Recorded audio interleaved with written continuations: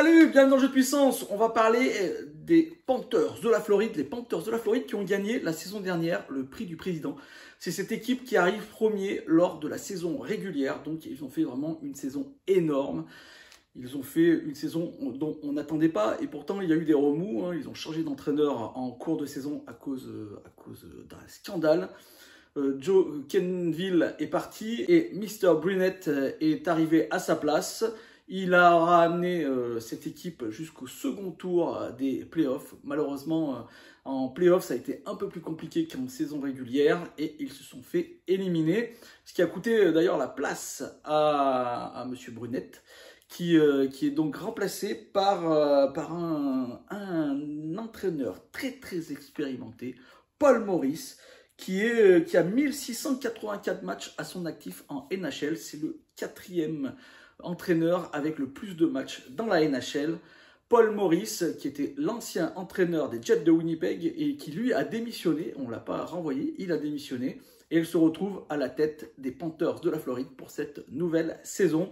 Il y a eu beaucoup de changements du côté des Panthers, on le sait. Des changements qui ont fait le buzz, surtout les changements avec les Flames de Calgary. Donc on aura la chance de voir Matthew Tkachuk du côté des Panthers de la Floride. Il devra remplacer Jonathan Huberdeau et Mackenzie Weegar. Et oui, il devra être défenseur comme attaquant. Vraiment, il doit remplacer 2 joueurs à lui tout seul.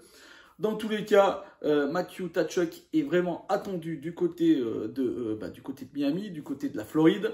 Et on attend beaucoup de lui, surtout pour sa robustesse et surtout pour la capacité à faire le show. Et oui, effectivement, du côté des Panthers de la Floride, j'ai l'impression qu'on s'intéresse plus au show que à gagner une Coupe Stanley. Du moins, certains experts disent que l'important pour la direction des Panthers de la Floride n'est pas de gagner vraiment une Coupe Stanley, mais de montrer que cette équipe a fait vraiment du bon jeu avec vraiment du show, donc du show physique, des grosses mises en échec pour attirer enfin les spectateurs du côté de l'Arena. Et d'ailleurs, on est allé chercher de la profondeur aussi pour remplacer aussi un Marchment qui est parti.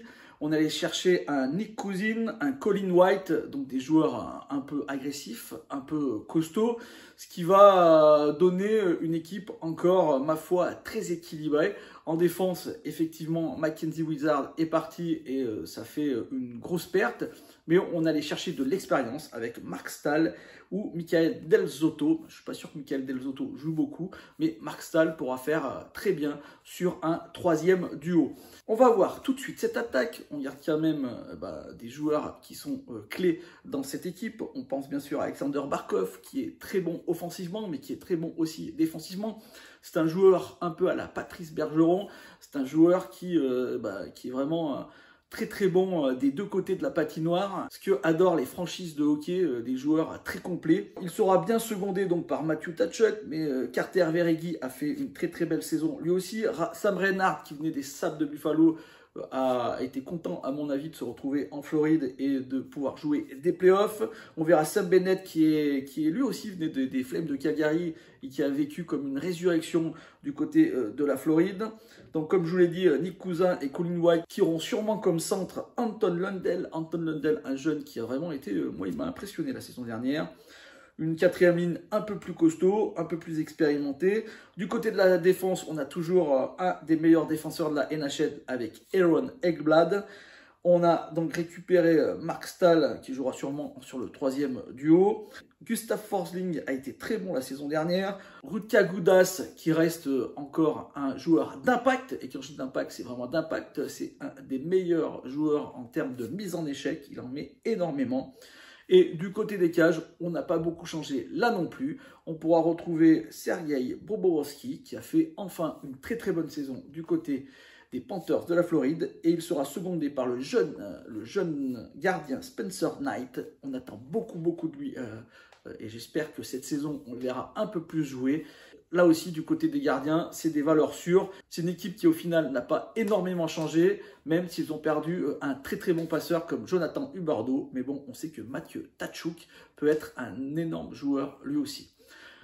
Mes prédictions pour cette équipe des Panthers de la Floride, ça reste une équipe, à mon avis, très très forte sur le papier, qui va aller très très loin. Est-ce qu'elle va gagner encore une fois le prix du président, donc de la meilleure équipe de la saison régulière? J'en suis pas convaincu. Il va falloir que tous ces joueurs réussissent à mettre en pratique les nouvelles tactiques mises en place par Paul Maurice. Ça prendra peut-être un peu plus de temps que ce qu'ils avaient l'habitude de faire. Donc, à mon avis, encore une équipe qui va pouvoir se qualifier, même si la division Atlantique est très très relevée cette saison. Une équipe qui pourra aller très très loin dans les playoffs, mais depuis 2 ans qu'elle arrive à se qualifier, elle a toujours montré quelques lacunes en playoffs.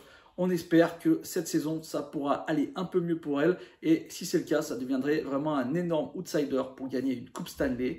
Mais comme je vous l'ai dit, ce n'est pas vraiment ce que la direction veut, gagner une Coupe Stanley, hein, même si je pense qu'ils ne refuseront pas une Coupe Stanley. Mais c'est montrer du beau hockey, montrer du beau spectacle pour que les fans reviennent à l'Arena. Parce qu'il faut dire effectivement que cette Arena est un peu vide depuis pas mal d'années.